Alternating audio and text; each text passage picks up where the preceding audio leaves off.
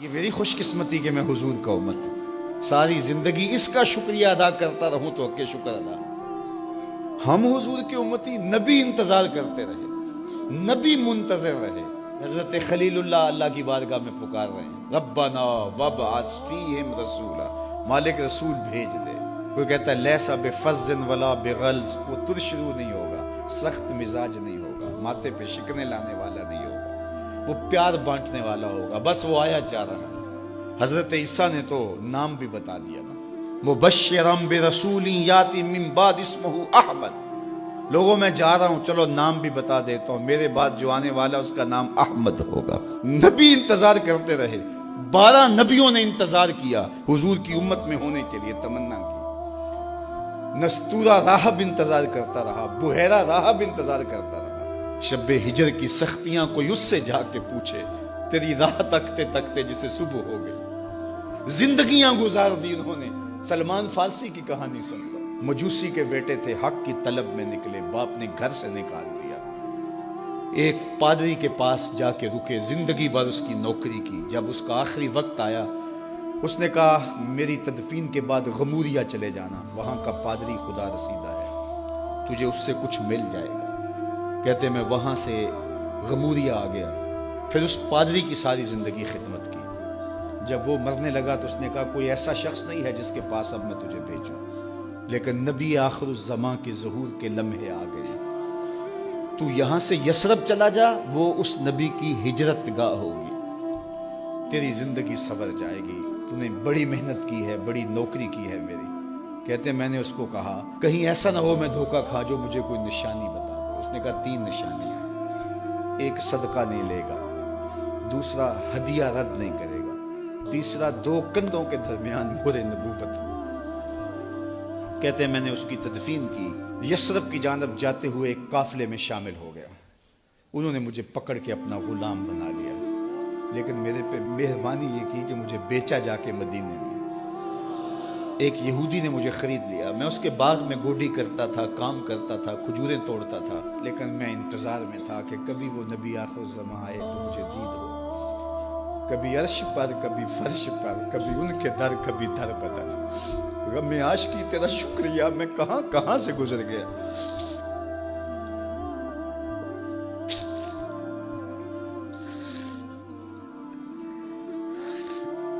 کہتے ہیں ایک دن میں اپنے باغ میں کھجوریں توڑ رہا تھا کہ ہواؤں میں مستی پیدا ہو گئی اور ہر سمت سے طلع البدر علینا کی صدائیں گونجنے لگیں۔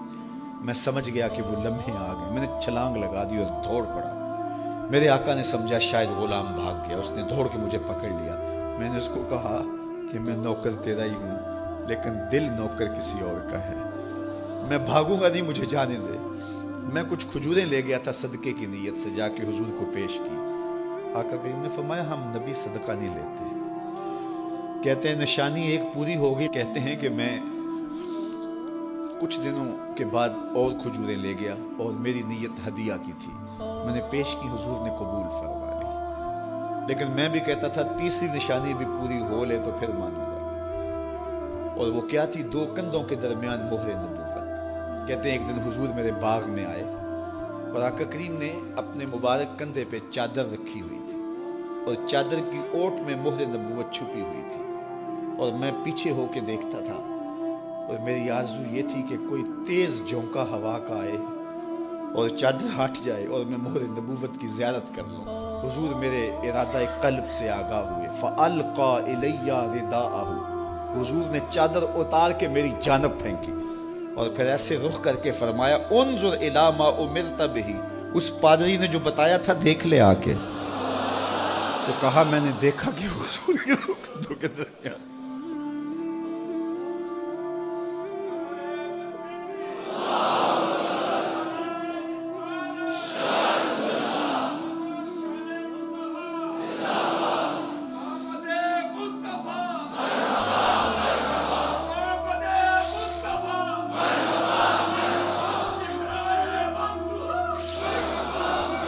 شب ہجر کی سختیاں کوئی اس سے جا کے پوچھے، تیری راہ تکتے تکتے جسے صبح ہو گئی۔ ہم نے تو کوئی انتظار نہیں کیا نا، ہم نے تو کوئی دکھ نہیں سہا، ہم سوئے تھے مقدر جاگ اٹھے. ہمارے والد مسجد سے مولوی صاحب کو بلا لائے. انہوں نے کان میں آ کے کہا مبارک ہو تو حضور کا نوکر بن کے آ رہا. میرے والد گرامی ایک شعر جھوم کے پڑھا کرتے تھے, محمد جانے جانا ہے پیغمبر ہو تو ایسا ہو, رسولوں کی بشارت سے مبشر ہو تو ایسا ہو, امر توقیر کا سب کو موکر ہو تو ایسا ہو, کیا ہم کو غلام ان کا مقدر ہو تو ایسا ہو. میں اپنے مقدر پہ قربان نہ جاؤں, آپ اپنے مقدر پہ نثار نہ جائیں. ہمیں وہ نبی ملا جو نبیوں کا نبی. بنو سعد کے مقدر بھی جاگ اٹھے. اللہ اکبر, کیا وہ خوش نصیب وادیاں تھیں, کیا وہ خوش بخت پہاڑ تھے بنو سعد کے, جہاں حضور نے زندگی کے ابتدائی سال گزارے. اللہ اکبر. حضرت حلیمہ سعدیہ کہتی ہیں جب میں حضور کو گھر لے گئی تو میرے گھر میں روشنیاں آ گئیں. باقاعدہ عورتوں نے کہا حلیمہ تو اتنی امیر ہو گئی ہے رات کو بھی دیا نہیں بجھاتی. بڑے امیر کبیر گھرانوں میں بھی رات کو لوگ دیا بجھا دیا کرتے ہیں, لیکن تو اتنی ہی امیر ہو گئی ہے کہ رات کو بھی تیرے گھر کا دیا نہیں بجھتا. تو حلیمہ سعدیہ نے کہا آؤ میں تمہیں بتاؤں میرے گھر میں دیا کون سا روشن. باقاعدہ ہم جولیوں کو بلایا, پالنے میں حضور تھے, اشارہ کر کے کہا ما کننا نحتاج الی السراج من یوم اخذناہ, جب سے یہ پیارا گھر آیا ہے میں نے سارے دیے توڑ دیے. دیے کی ضرورت نہ مشعل کی حاجت, عجب روشنی تو نے پائی حلیمہ, بڑی تو نے توقیر پائی حلیمہ, بنی تو محمد کی دائی حلیمہ. کہا ما کننا نحتاج الی السراج من یوم اخذناہ, جب سے یہ پیارا گھر میں آیا ہے میں نے سارے دیے توڑ دیے. جہاں روشنی چاہیے ہوتی ہے حضور کو اٹھا کے اس کمرے میں لے جاتے ہیں, وہاں انوار پھیل جاتے ہیں, روشنیاں پھیل جاتی ہیں. کیسے اجالے پھیلے, کیسی روشنیاں پھیلے. حلیمہ دا چھپر کھجوری دے تھلے, حوراں وچھالے نوری مسلے, فرش تو عرش تک پہ گئی دہائی, حلیمہ نے لٹ لئی خدا دی خدائی. اللہ اکبر. وہ سارا دن تو صحراؤں میں گھوم لیتی تھی, اسے جب بھوک لگتی تھی لبوں کو چوم لیتی تھی. بخت جاگے حلیمہ سعدیہ کے حضور ان کے گھر آئے. اللہ اکبر. جدھر سے گزرتے گئے نور پھیلتا گیا, انوار پھیلتے گئے.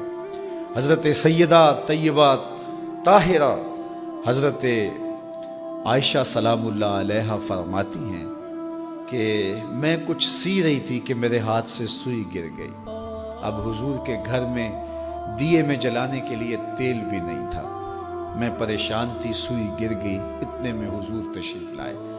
حضور مسکرائے, کہتی ہے میں نے گمی ہوئی سوئی تلاش کر لی. اللہ اکبر. تو یہ روشنی تھی, یہ انوار تھے. اللہ اکبر. اذا ضحک یتلالع فی الجدر, جب حضور مسکراتے تھے سامنے والی دیواروں پہ عکس پڑتا تھا. اللہ اکبر. جب مسکراتے تھے نور پھیل جاتا تھا. اذا تکلم رؤیا کالنور یخرج من بین ثنایاہ, حضور کے سامنے والے دانتوں میں ہلکا سا فاصلہ تھا, اور جب آقا کریم گفتگو کرتے تھے وہاں سے نور کی کرنیں چھن چھن کے نکلتی تھیں, انوار پھیل جاتے تھے. ایسا نوری ماحول, ایسا نورانی چہرہ. حضرت ابو ہریرہ بولے کل قمر لیلۃ البدر لم ارى قبلہ ولا بعدہ مثلہ. کیا پوچھتے ہو, 14ویں رات کا چمکتا ہوا چاند تھے میرے حضور. پھر کہا نہیں نہیں نہیں, حضور جیسا نہ پہلے دیکھا نہ بعد میں دیکھا. حضرت حسان بن ثابت پاس کھڑے تھے. کہا دیکھتے کیسے, کسی ماں نے جنم دیا ہوتا تو دیکھتے. خدا نے وہ سچائی پن چھڑیا جدے وچ محمد نو ٹالیا سی. حسینہ جمیلہ دا منہ موڑ دیتا, محمد بنا کے قلم توڑ دیتا. مثل او در عالم امکان متصور نیست. حضرت شیخ مجدد کہتے ہیں حضور کی مثل بزم عالم میں ممکن ہی نہیں ہے, ہو ہی نہیں سکتا. اور اقبال کا لہجہ بھی دیکھیے, رخ مصطفیٰ ہے وہ آئینہ کہ اب اس سا دوسرا آئینہ, نہ کسی کی بزم خیال میں نہ دکان آئینہ ساز میں. تو وہ پیکر تراشا, وہ پیکر تراشا, مکھ چند بدرشا شانی ہے, متھے چمک دی لاٹ نورانی ہے, کالی زلف تیک مستانی ہے, مخمور اکھی ہن مد بھری. کیسا جمال دیا, کیسا حسن دیا. اچھا بریلی کے امام سے بھی پوچھ لیجئے. اللہ اکبر. بل بل نے گل ان کو کہا, کمری نے سروے جاں فضا. بلبل کی منتہائے پرواز تو یہی ہے نا، کسی کو پھول کہتے. بلبل نے گل ان کو کہا، کمری نے سروے جاں فضا، حیرت نے جھنجھلا کر کہا یہ بھی نہیں وہ بھی نہیں. خورشید تھا کس زور پر، کیا بھر کے چمکا تھا قمر، بے پردہ جب وہ رخ ہوا یہ بھی نہیں وہ بھی نہیں. وہ حسن دیا وہ جمال دیا اللہ نے اپنے محبوب